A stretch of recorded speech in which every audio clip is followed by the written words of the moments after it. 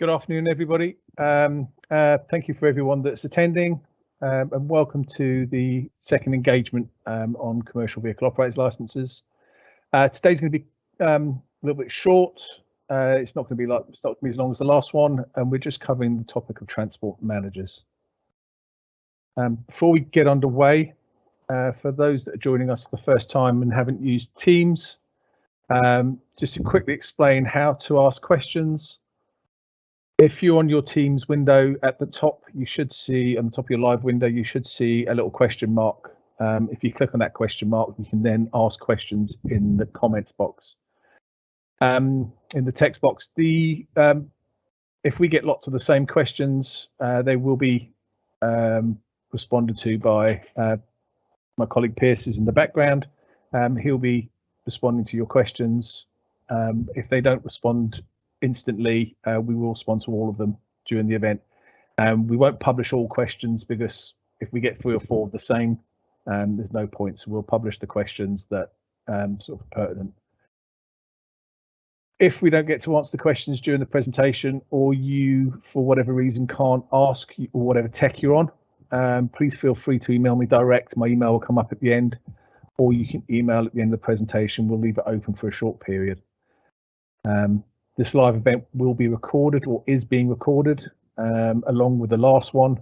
They will both be going live very soon. We'll send a link out to everybody. So if you didn't see the first one and you want to watch it, or you have to dive out and can't finish today, or want to re-go over it, then you're more than welcome. We'll have both of these available on gov.je live, recorded for you to watch.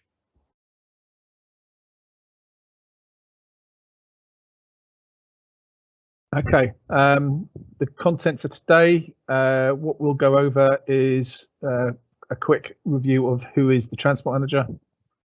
We'll have a look at some of the comments and some of the questions you said during the survey. We'll cover the key responsibilities of a transport manager before looking at the requirements for internal and external transport managers.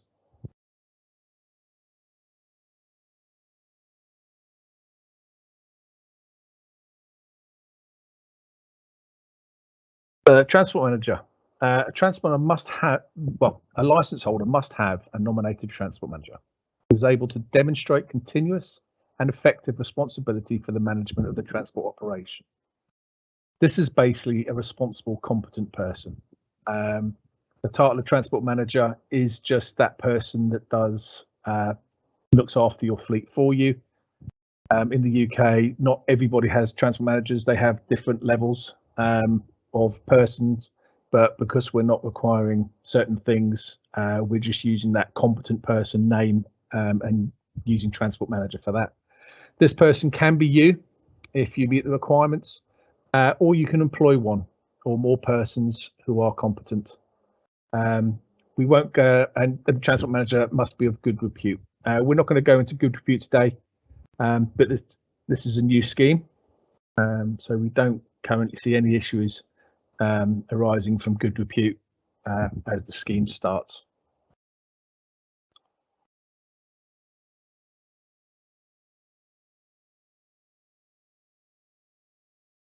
Okay, so what you said, we've just picked out 5 comments from the transport manager section of the survey. These 5 comments pretty much cover all areas of concern that we seem to have from the industry. So we'll quickly go over some of these to hopefully just elate a bit and basically just sort of explain quickly. So first comment we picked out here, the most problematic issue to resolve will be engagement with the drivers. The fleet manager has no responsibility for staff that are not directly under them. In this instance, as a transport or fleet manager, it would be the transport manager's responsibility to work with line managers or the responsible people for those staff to ensure that all the correct procedures and checks are in place. Such things like regular checks on driving licenses, adequate driver training, daily checks, etc.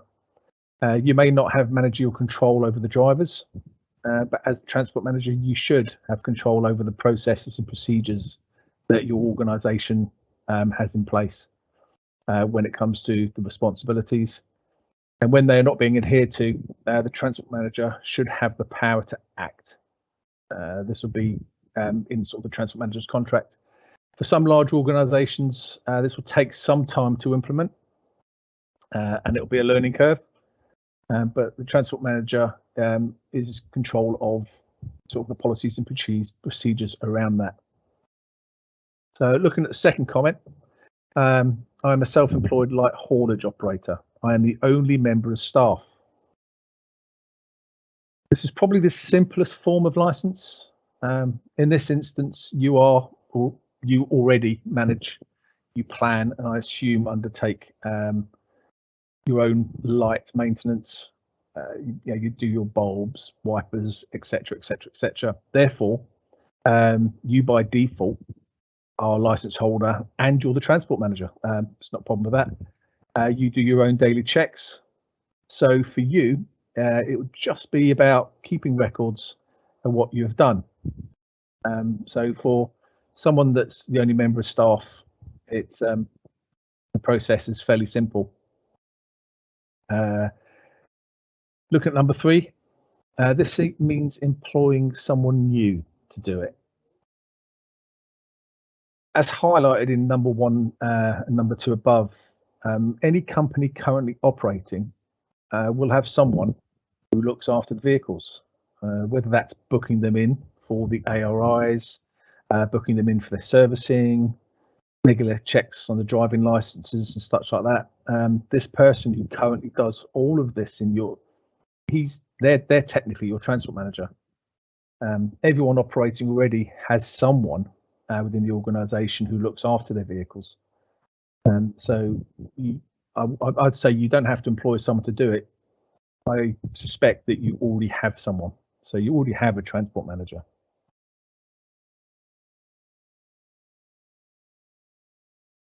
Looking at number 4, I really wanted to give question 10 a better score, but held back due to potential issues around transport manager training. I think CPC is inappropriate. I believe it goes into detail about European international travel, possibly sledgehammer to cracker water. We've taken on board many comments in relation to the transport manager's CPC, and we think the confusion around it may be how it has been written in the draft guide, which we'll be looking at. We agree that 99% of on-island operations, for on-island operations, a CPC qualification is not appropriate. Hence, there is no requirement to have it. I have to stress that there is no requirement to have locally a transport manager CPC. So to clarify, we'll try and clarify. Inspector of Motor Traffic may ask about a person nominated on the license that you've nominated on your license as your transport manager, if it's not you as the license holder. If you get asked what experience your nominated transport manager has, and you can demonstrate that maybe they've been doing it before, or they've worked in the industry for some time, and you, as the license holder, have confidence in their ability, then that's completely fine by us.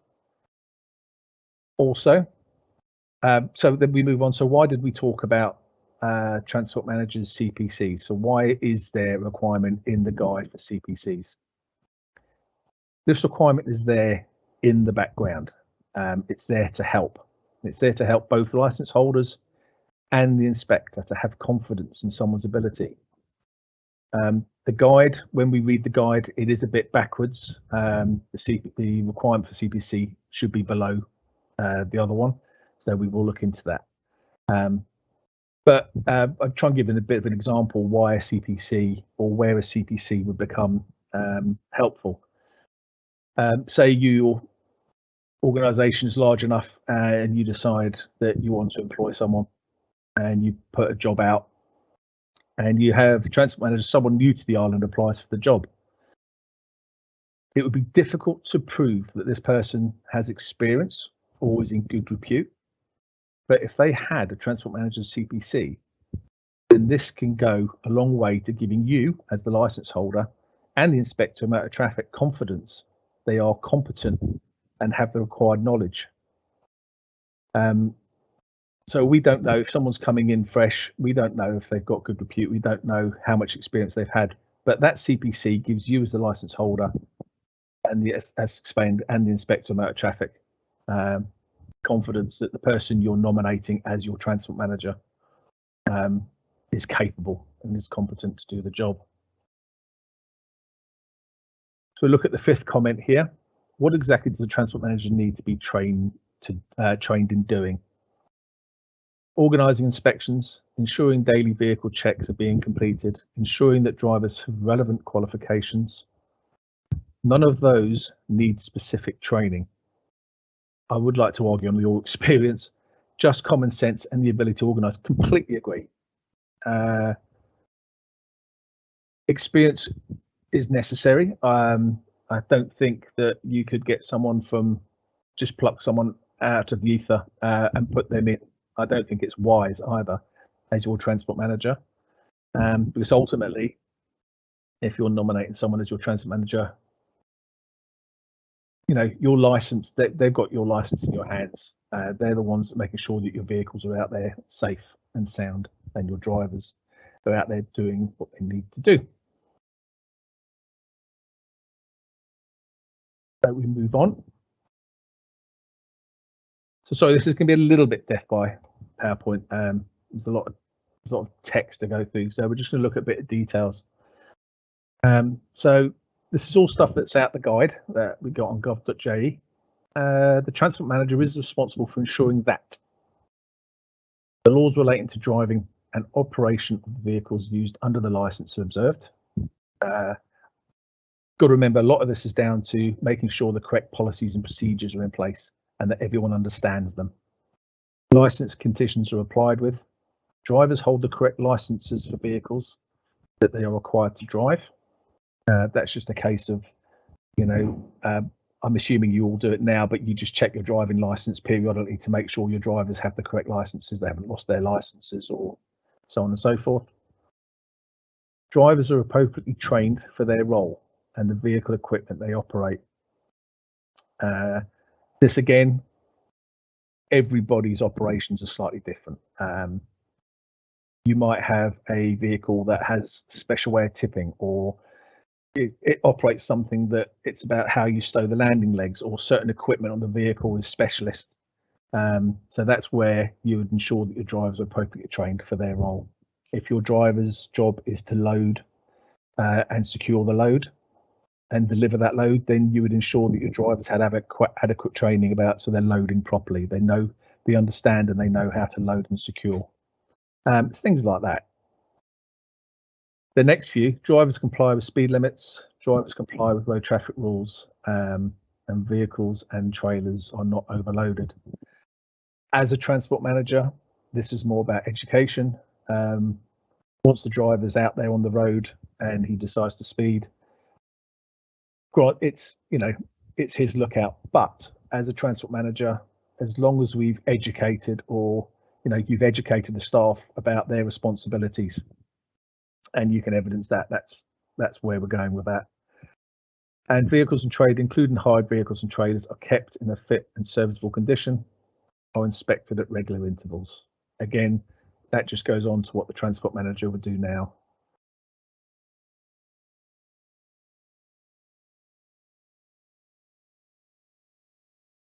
So drivers report promptly any defects or symptoms of defects that could prevent the safe operation of vehicles and or trailers, and that any defects are recorded in writing. This is, again, it's down to education, and it's just about having a company policy that if your drivers, it's fairly simple when you break it down. If your drivers find a fault, they have to have someone that they'll report it. You tell them, you educate them that don't drive on. You speak to your transport manager just to make sure that you're still safe and the vehicle's still safe to be on the road, and you keep all the records. A lot of this is record keeping as a transport manager once it's got the proper policies and procedures in place. So the records are kept of all driver reports, which record defects. and the routine maintenance, etc. Also, as a transport manager, you notify DVS of any prosecutions or convictions occurred by the operators, drivers, and the transport managers within 7 days of charges being made by the police.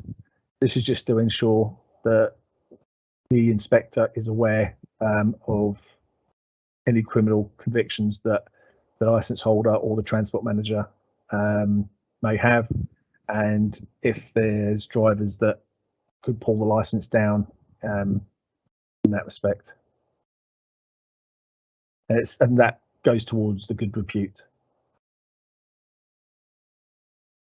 And also DVS is notified. This is sort of a joint thing here for the license holder and the transport manager, where DVS is notified within 7 days of any changes or maintenance. As we said in the previous engagement, live event, what we're going to do is we're developing an online portal where the operators can manage their own licenses.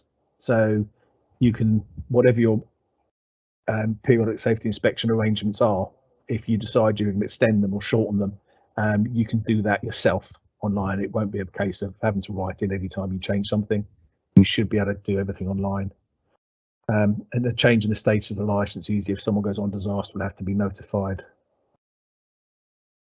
or to limited company or partnership status that might affect the license.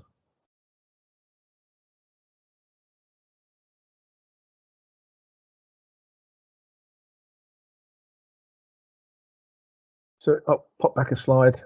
As you see the footnote on the right hand side there, it is important that transport management ensures that drivers are aware of their overall vehicle dimensions, including trailers and loads. Hire vehicles should display in-cab over heights indicators, which I'm sure they'll do now. And it is also important to consider route planning before starting journeys if narrow and or busy lanes need avoiding.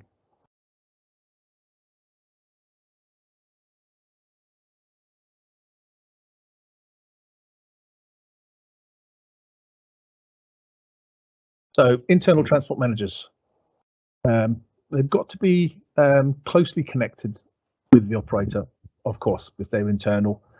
To qualify them, they must be of good repute. And as mentioned before, at the early stages of this scheme,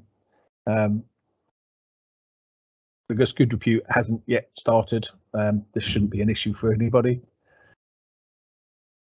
Again, internal transport manager must have effective and continuously perform their transport manager role for the operator. They must have a genuine link to the operator, such as being a full-time or part-time employee, director, or owner. And this is where I mentioned before, it's a bit the wrong way around. Have a recognised transport manager's CPC qualification, or be able to demonstrate that they have relevant experience in the transport operations industry and can evidence this if required.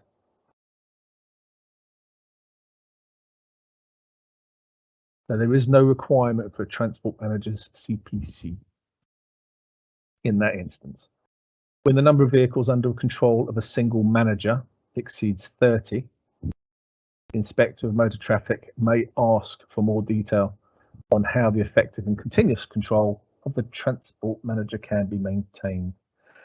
This is just, again, it's ensuring that the Inspector of Motor Traffic has confidence that the license holder has everything in hand. So if we have one transport manager nominated on the license, which you will have, if the number of vehicles in that license extends, the inspector may ask, so does he have anyone helping him? What procedures does he have in place with such a large fleet to make sure it's all working and it's all being managed properly?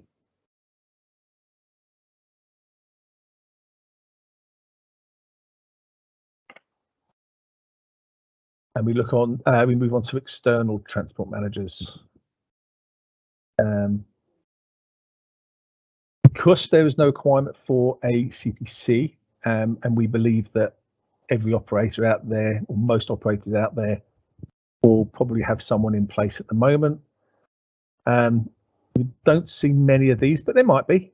You may contract in an external transport manager, for example, a consultant transport manager under contract on a full-time or part-time basis. The contractor must have effective and continuous management responsibilities for transport activities of the operator.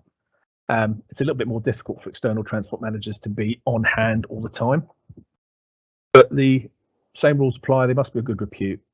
They must have either a recognised transport manager's qualification, or they can demonstrate that they've been in the industry for some time. They have a contract with the operator. That's quite important. So whoever you're employing to do the job, you'll have a contract with them.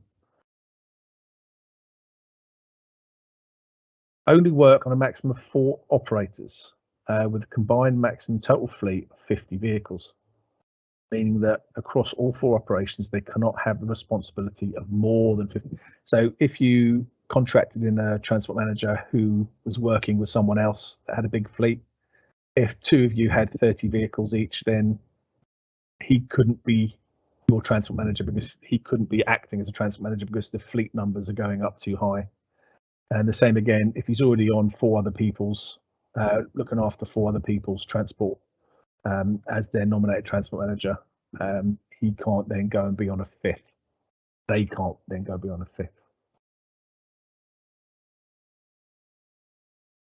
And each transport manager must act solely in the interest of the operator and independently of transport customers. This is just to make sure that your transport manager isn't also a customer or working with one of your customers. The problem with that would be obviously sort of independence.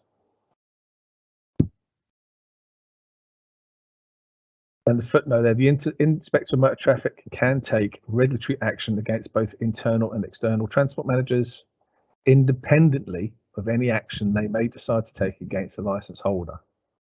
This is just to identify that good repute applies separately to a license holder as well as internal and external transport managers. There has been cases that we've seen where the transport manager is the one that basically caused problems in the license, and vice versa. So it might be the license holder that caused problems for the transport manager. So the Inspector of Motor Traffic has the power to be able to apply or take regulatory action against one and not the other, or both.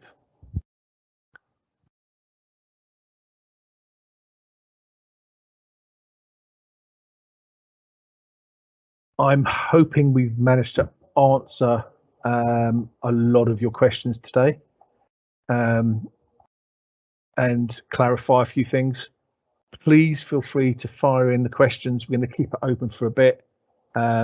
If you can't fire in questions via the online event, my email address is there. We will respond to everybody.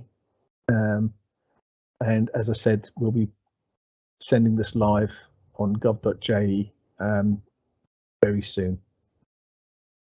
Pierce, myself, thank you very much. Next engagement, sorry, is Thursday, next Thursday, and we will send an invite out again for this one, and the time for that will be to be confirmed.